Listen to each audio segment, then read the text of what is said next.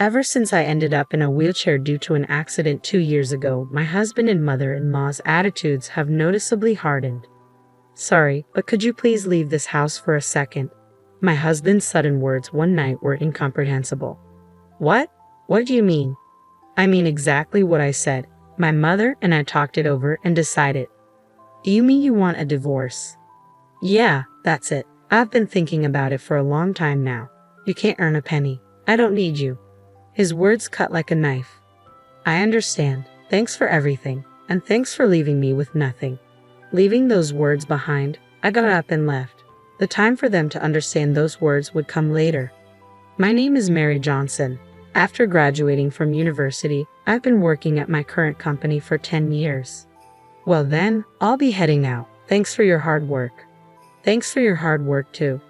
I closed my laptop and stood up, glancing at the clock by the window. It was now about 2 hours past overtime. An afternoon meeting had run late, and as I prepared for a conference and responded to emails, more time had passed than I expected. I left the office, took the elevator down to the first floor, and looked out through the automatic glass doors at the building entrance. The sun had already set. Checking the train schedule on my phone, I headed to the nearest station. On my way, I saw 2 colleagues from the same department as my husband Thomas, heading the same way. I wondered if Thomas was already home. We had stopped talking about our work at home recently, so I had no idea if Thomas was busy at work.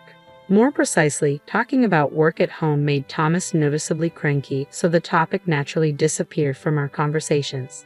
Swayed by the train on my way home, I gazed absent-mindedly at the scenery reflected in the window.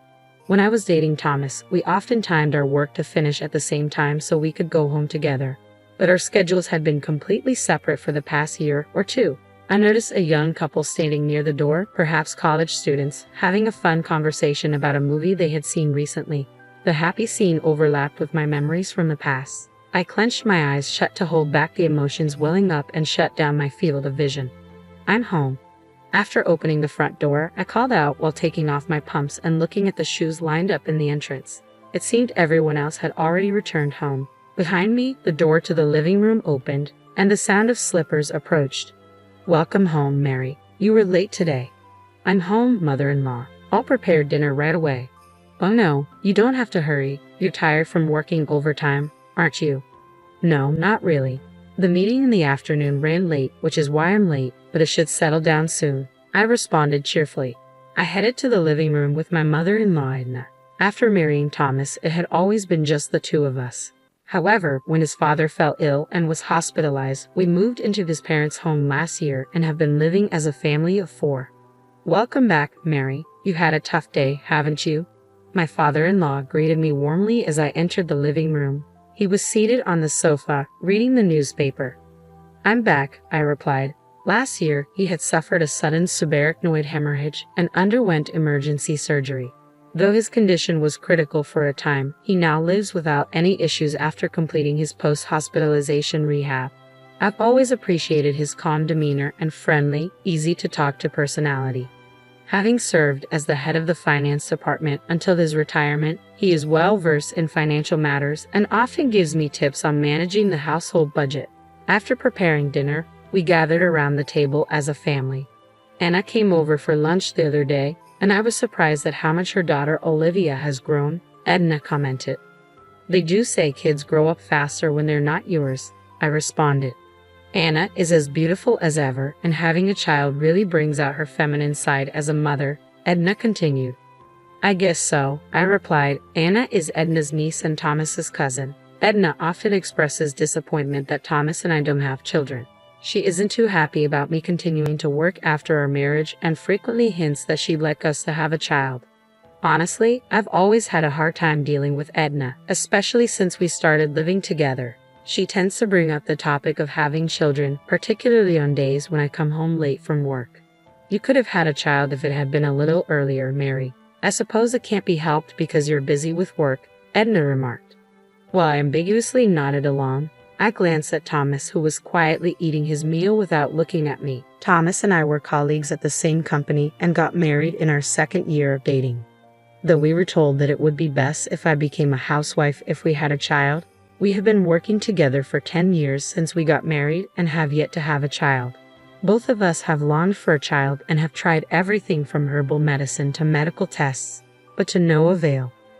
While there is a sense of loneliness, we decided to keep living as a couple and focus on our work.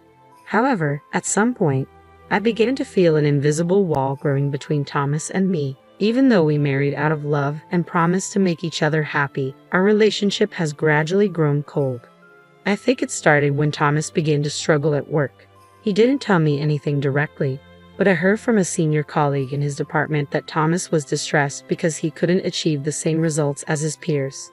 Thomas is naturally a gentle person, not good under pressure, and has a habit of pushing himself too hard. I knew without him saying anything that he was feeling anxious and frustrated about the situation. However, whenever I tried to offer him a listening ear, he would stubbornly refuse to share his worries with me, repeating that he was fine and telling me not to worry. Since he continued to keep his worries from me, I couldn't press him further and felt helpless that I couldn't be there for him. Even so, on our days off, we made it a point to travel together or spend a relaxing day at home, treasuring our time as a couple.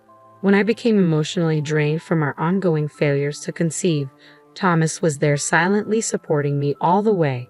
That's why, even if I couldn't directly help solve Thomas's current problems, I intended to be by his side, creating moments of comfort and peace for him. The turning point was probably when I received a promotion at work. I was recognized for my achievements on various projects. I participated in and was even one of the fastest among my peers to get promoted. "That's amazing, congratulations, Mary," Thomas had said. I can't forget the expression on his face when he congratulated me. I was so emotional that I could only manage a simple thank you.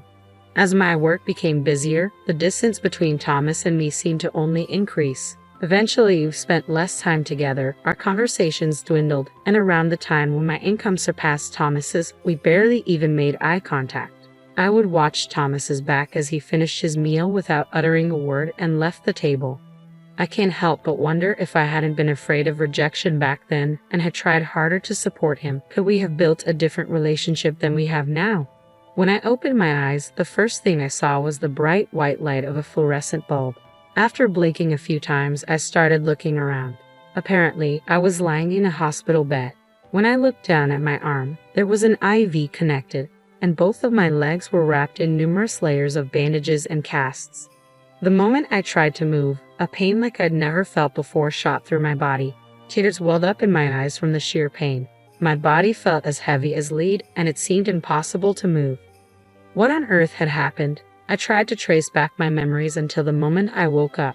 I remembered going to work at the usual time that morning, finishing up a meeting and report, and leaving work on time for the first time in a while. After leaving the office, I was headed toward the station. Then it hit me. On the way to the station, which was busier than usual due to rush hour, I remember hearing the screeching sound of sudden brakes from behind. The moment I turned around, I felt a violent shock. I realized I'd been hit by a car, and fear rushed in alongside the pain spreading through my body. What condition is my body in now? The sound of footsteps approached, and suddenly the curtain around my bed was opened. "Oh, Mrs. Johnson, you're awake, but you should not get up yet," a young female nurse called out to me in a rushed manner. "I understand you're confused, but your doctor will explain everything to you shortly. Please stay calm for now." "Okay," I replied, still trying to process everything. After saying that, the nurse left in a hurry. A few minutes later, the doctor arrived and explained the circumstances of the accident and the surgical procedures. Apparently, a truck driven by a drowsy driver had crashed into the sidewalk, and I was unfortunately there and got knocked over from behind. I had been urgently transported to this hospital immediately after the accident, and it had been about half a day since the surgery. "Excuse me, but have you contacted my family already?" I asked. "We have contacted your husband and his parents who live with you to inform them about the accident and that the surgery has been completed successfully. However, they seem to be out somewhere and can't come right away." "I see, thank you." Thomas was away on a business trip, and his parents had been on an overseas vacation since last week. From the doctor's tone, I could somewhat imagine their reaction when they received the news. Even considering they were out, it didn't seem like the response you'd expect when being told a loved one has been in an accident, at least not to the point where someone else would hesitate to relay their reaction. I laughed bitterly, imagining Thomas's reaction when he found out I was in an accident. It just didn't connect to an image of him being worried about me. From the doctor's subsequent explanation, although there were no life-threatening conditions, the damage to both of my legs was particularly severe. They said the prognosis for walking again was not promising. As I received the explanation, it felt surreal, as if it was about someone else, not my own body. Thomas visited the hospital 3 days after the accident. It was surprising to see his pained expression when he saw me, injured all over and lying in the hospital bed. "Sorry I'm late." "It's fine, don't worry about it. I'm sorry for interrupting your business trip." It had been a while since we last talked, and the atmosphere was awkward. Our conversation stalled as we both averted our eyes. Then Thomas excused himself to talk to the doctor, leaving the room. I was unable to call out to him and could only watch him leave. It's been 2.5 years since the accident. The disabilities from the accident remain in my legs, forcing me into a wheelchair-bound life. The accident happened while I was leaving work, so I was able to stay with the company for a while, but it became difficult to work as I used to, and I resigned about 6 months ago. Since resigning, I've been spending my time at home, but recently a few things have been bothering me. One is that Edna's attitude toward me has become noticeably harsher than before. "Mary, do you have a moment?" "Yes, of course. I'm about to head out, but could you fold the laundry for me? It's just folding, so you can do it even if you can't move your legs, right?" "Yes, please be careful on your way." "Well then, please get it done." Ever since I started spending my days at home, I've been on the receiving end of more and more snide comments. It seems she's unhappy with her daughter-in-law being at home all day and not working. Now, every time we meet, her requests come with a side of sarcasm. I sighed while folding the laundry. The other thing that's been on my mind is Thomas's job.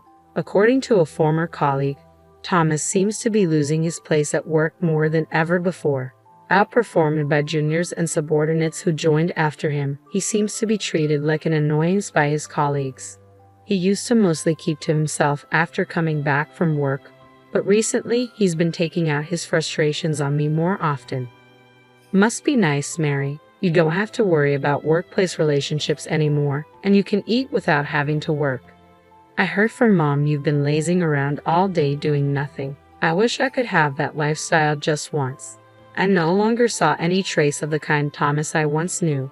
His words were filled with sarcasm. All I felt was sadness for the changed man he had become. "I hate to ask this, but could you please leave this house?" One night, I was at a loss to understand the meaning of the abrupt words that came from Thomas. "What? What do you mean?" "I mean just what I said. My mom and I have talked it over and decided." I turned to look at Edna, who was sitting next to Thomas. "Mary, ever since you quit your job, you haven't contributed to the living expenses nor helped around the house. You've just been staying at home all the time. To be blunt, it's a nuisance if you stay here any longer." I don't. Don't you think it's impudent to be leeching off others without making any contribution to their household?" Edna continued, a triumphant look in her eyes. Thomas was silent, avoiding eye contact. "Thomas has a tough job too. Just because you're married, he doesn't have an obligation to support you anymore." Edna's words were harsh, and I turned my eyes to Thomas, who was looking down. "Thomas, are you asking me to leave? Is this your way of saying you want a divorce?" "Yeah, that's it. I've been thinking about it for a long time." "So after being together for so long, you have no feelings left for me?" "Why would there be? Of course not." Thomas began to speak as if a dam had broken. "Do you have any idea how miserable I feel every time I see your face? You must have been looking down on me, right? You must have felt superior to me every day, thinking that you were better than me." It felt as though the threads we had spun together since we met were fraying one by one. "I tolerated you because you were contributing to the household expenses, but things have changed. Now you're just a good-for-nothing who neither works nor has money," Thomas said, clenching his fists, spitting out the words as if they were blood. "I don't need you now that you can't earn money." The last thread snapped with a sound. "I understand." For the first time, Thomas looked at me. "But I have a condition. All the procedures for the divorce agreement will be carried out through a lawyer. If you agree to that, I will pack up my things and leave within the week." "Sure, that's fine," Edna said. "Isn't it, Thomas?" Thomas silently nodded. "Well then, that's how it is." Thomas jolted, looking at me. "Thank you for everything until now. And lastly, thank you for leaving me with nothing." With that, I left. A few days had passed since I left the house. When I checked the incoming call on my phone, I saw it was from Thomas. After staring at the screen for a few seconds, I picked up. "Yes? Mary, I'm sorry. Could you please come back? What's this all about all of a sudden? I heard from my dad. Even after you quit your job, you've been covering our living expenses. You've been investing since you were working, haven't you? And now you're able to cover living expenses with dividend income." "Yes, that's right. So what?" "I left the household budget to you and my dad, so I didn't know anything. I thought we were living off my income, but we were mostly living off yours, weren't we? I really regret saying such terrible things. I'm sorry." After getting married and merging our finances, I had started investing using my own income. Initially, I was encouraged to do so by my father-in-law, and I only consulted him about financial management and investments. "So, what am I supposed to do if I come back?" "Well, my dad says with my income alone, it's impossible to maintain the same standard of living as before. Besides, I'm not confident I can continue my current job indefinitely. So, what you're saying is please come back so we can live well. You've really got some nerve." I could hear Thomas catching his breath over the phone. The reason I never said anything before is because even though my feelings have changed, I believe that somewhere you still cared about me. But you're not the Thomas I once loved anymore. "That's not true. I still love you, Mary. There's no need for you to say anything more. All my feelings for you vanished the last time we talked. Sorry, but whatever happens to you guys from here on out, I just don't care. Thank you for leaving me with no trust, no memories, nothing at all." "Wait, Mary. Please forgive me. I'll handle all the divorce arrangements and proceedings through my lawyer. Don't ever contact me again." After saying that, I hung up the phone and blocked any further communication. Subsequently, the divorce process proceeded quickly, and I completely severed ties with Thomas. The only person I still communicate with is my father-in-law. "So, have you had any trouble living alone since you split up with Thomas?" "No, not particularly. So far, everything's been fine." "That's good. I'm sorry for the trouble we caused you, Mary. When I heard about what happened from Thomas and my wife, I was so furious I couldn't help shouting. What's more, I shouldn't have turned a blind eye to the terrible attitude my wife and son showed you for so long. I'm sorry I couldn't do anything." "No, it's okay, sir. Please don't worry about it. In fact, I'm the one who caused trouble." After I left home, troubles at the house seemed to never end. Even after my income was lost, Thomas and Edna continued to live lavishly without reducing their lifestyle, eventually resorting to pawning their belongings and even accumulating debt. Fed up with their irresponsible behavior, my father-in-law recently divorced his wife. I see this as a good opportunity to reassess my life. I can live just fine with my current lifestyle, and I also want to take on new challenges. With that, I laughed cheerfully.